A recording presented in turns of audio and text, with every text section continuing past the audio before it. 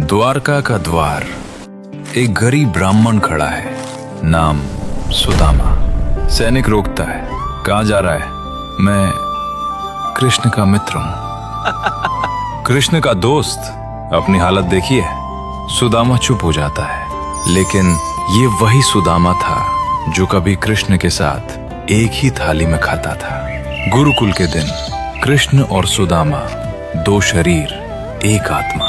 एक दिन दोनों जंगल में लकड़ियां लेने गए। अचानक तेज बारिश शुरू हो जाती है। दोनों एक पेड़ पर चढ़ गए। सुदामा के पास चनों की पोटली थी, गुरु माता ने दोनों के लिए दी थी। भूख लगी थी और सुदामा ने वो चने अकेले खा लिए। सुदामा, क्या चबा रहे हो? कुछ नहीं, ठंड से दांत बज रहे हैं। वो चने दरिद्रता का श्राप थे जो सुदामा ने अपने मित्र को बचाने के लिए खुद पर ले लिए। समय बीता, कृष्ण द्वारका के राजा बन जाते हैं और सुदामा एक टूटी झोपड़ी जहां हर बारिश में छत टपकती थी।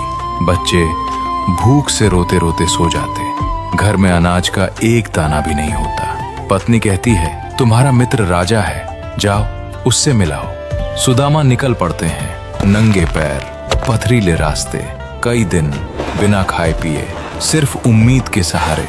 हाथ में एक छोटी सी पोटली, सूखा चिवड़ा। और आज वही सुदामा द्वारका के द्वार पर खड़ा था। जैसे ही कृष्ण को खबर मिलती है, कृष्ण सिंहासन छोड़ देते हैं, नंगे पैर दौड़ पड़ते हैं और सुदामा को गले लगा लेते हैं। आंखों से आंसू रुकते ही नहीं, पूरा महल देखता रह जाता है। एक राजा अपने गरीब मित्र के चरण धो रहा है।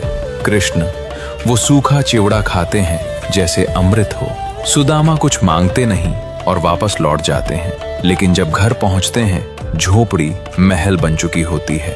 सच्ची दोस्ती में मांगना नहीं पड़ता, क्योंकि जहां सच्चा प्रेम हो वहां भगवान खुद दे देते हैं। अगर तुम्हारे पास भी ऐसा दोस्त है तो उसका नाम कमेंट में लिखो।